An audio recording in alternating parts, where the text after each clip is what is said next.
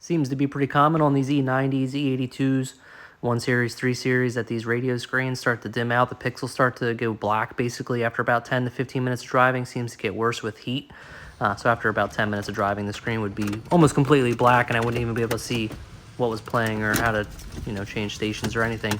So you're going to go through with me and replace the LCD screen with one that I got on AliExpress, and pretty much going to be doing it in real time with me. So apologize if the video is a little bit on the longer side, but I'm kind of learning how to do it as we go. So here's my experience, and I think it ended up working out pretty well. The screen works perfect now after the LCD screen replacement, and it looks a whole lot better than that big aftermarket screen radio that you put in there. Before starting to disassemble the radio, I highly recommend that you just remove the radio from the car and check to see which version radio you have. There was a couple of different options. Mainly, this one was this Czech Republic professional CD radio, and then there was another one that has Alpine head unit in it. There are 2 different LCD screens. The Alpine one uses one with a thicker ribbon cable. I actually ordered that one first by mistake and took the whole radio apart and found out that it was not the right screen. So I had to return it and get the one for the Czech Republic basic radio professional CD. I'm going to start by pulling off the radio knobs. Just pull straight off. There is a way to tell the difference between what radio you have just by looking at the back of these knobs. There's like 2 different knobs and they only go to one radio, but again, I'd probably just pull the radio out. It takes 2 seconds to see actually which one you got. I'm going to pull the top cover off, screw, another screw at the top, and 2 more at the top, so 4 total.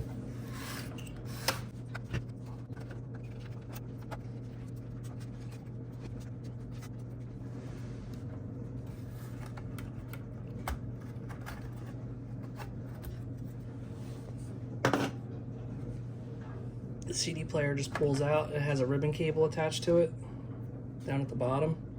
And this is just going to pull straight up. Just have to be kind of careful with it.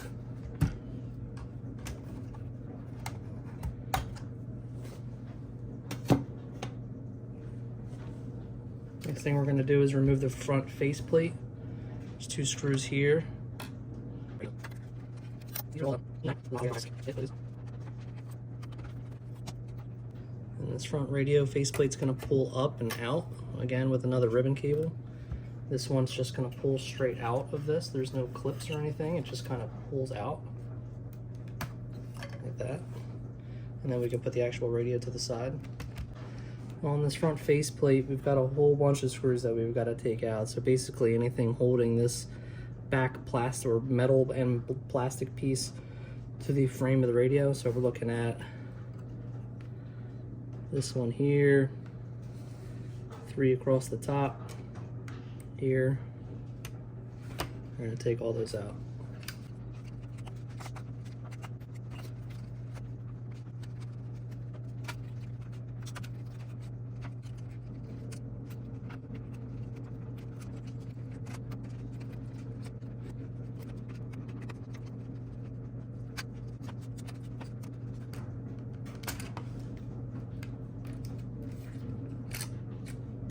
Remove the back metal frame.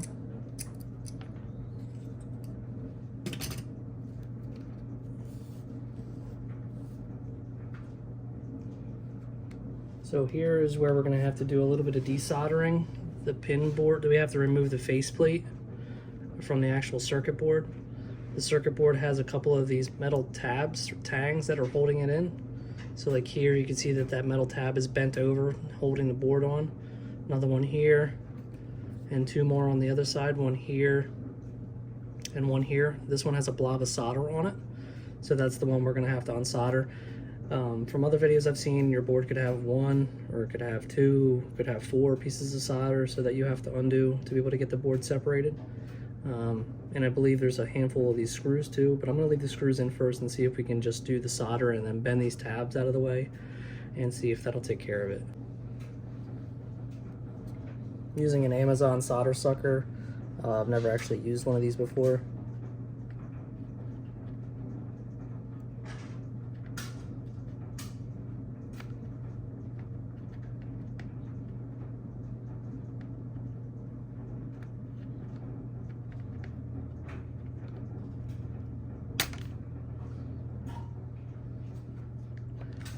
Seems like it got most of it, just maybe a little piece left.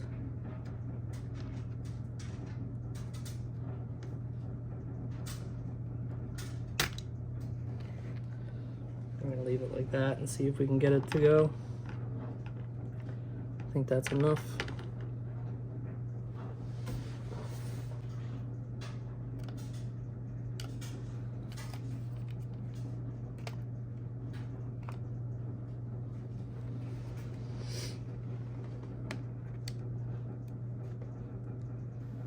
So the actual right way to do this would be to just undo all the screws first and remove the board with the screen holder attached to it still, and then worry about the solder and bending these tabs out of the way. I'm kind of getting ahead of myself here. I thought that maybe it came apart like this, but if you just undo the screws first, you can remove the circuit board and the screen, and then worry about removing the solder and these tabs.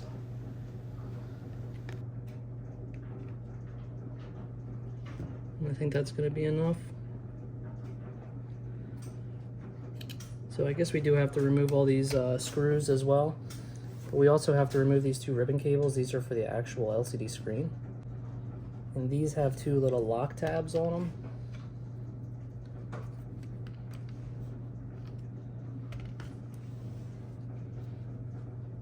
That apparently get pushed forward really slight.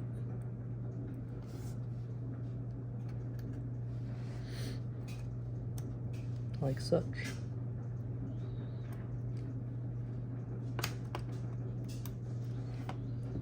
And the cables should pull out.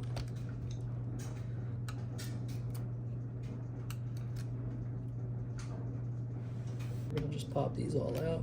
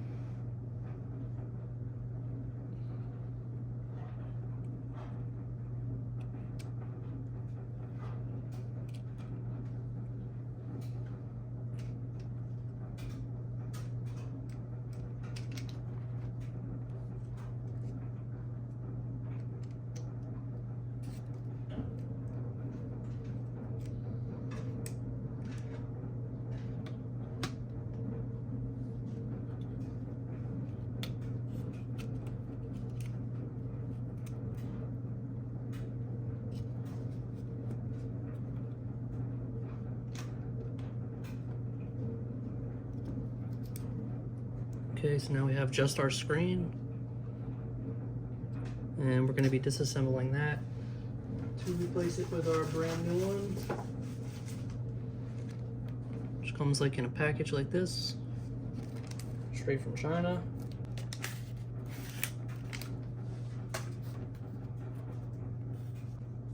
So it looks like we've got a couple of tangs to bend over to get this out.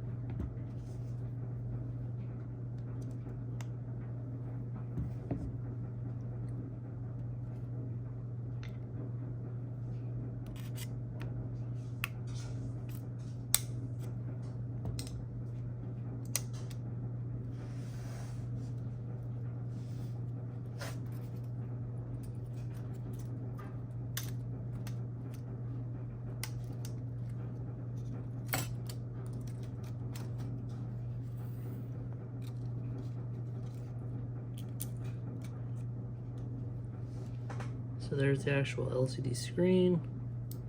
Looks like it's just sitting right on this yellow or white piece.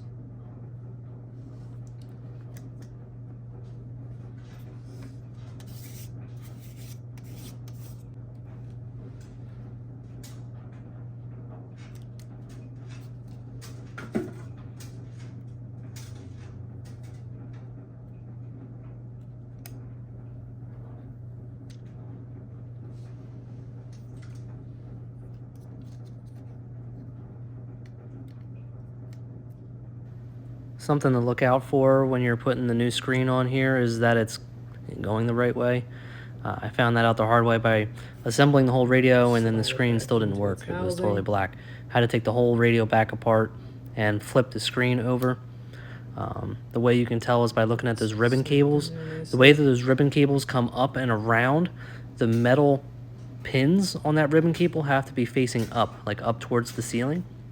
And in my case, when I stuffed it back into this metal case and plugged those ribbon cables back into the circuit board, the pins were actually facing down. You'll see what I'm talking about when you look at the ribbon cables. One side has like a shiny pin looking side where you can see each individual pin, and then the other side has just like a adhesive backing to it. So you can see there the shiny pins are facing inward right now. They should be facing outward so that when they rotate over, the pins face up and go into the circuit board in the up direction. So right here I'm assembling it totally wrong and totally backwards, and the radio was completely black. The screen did not work. So something to definitely keep an eye out for. That way you don't have to redo the whole job again. Just make sure that those metal pins that you can see on the screen right now are facing the other way.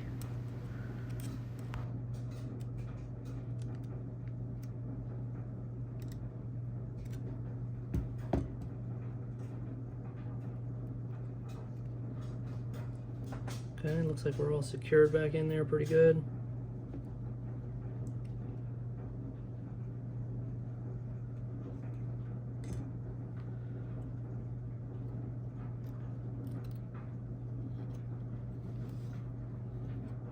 I'm going to reattach this to our screen.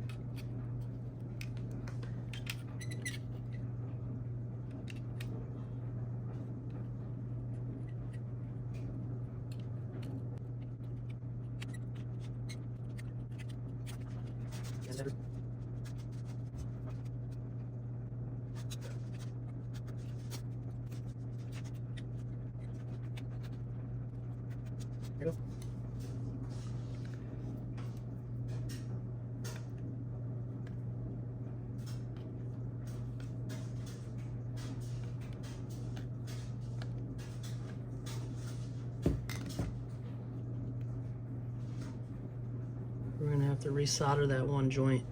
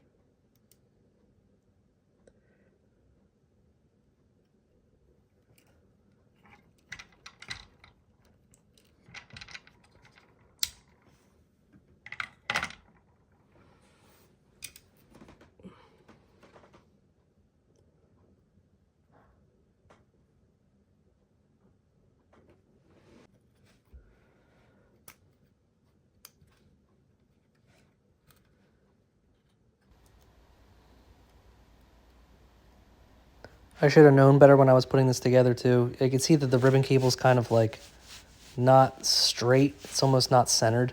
But as I'm putting it in there, I'm not really thinking twice about it. I'm just kind of trying to put it back together. But the ribbon cable's upside down, so none of the pins are actually making contact with the board.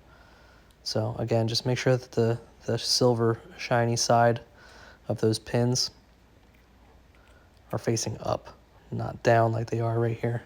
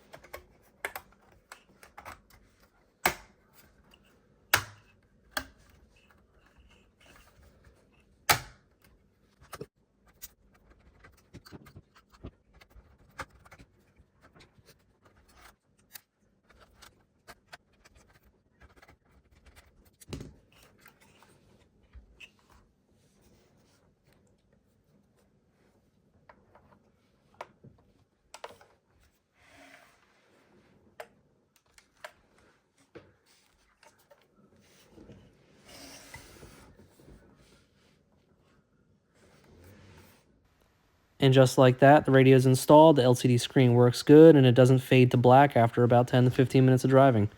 You still got the stock looking radio, which I like.